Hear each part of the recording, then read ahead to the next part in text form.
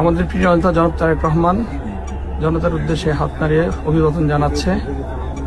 এখানে লক্ষ লক্ষ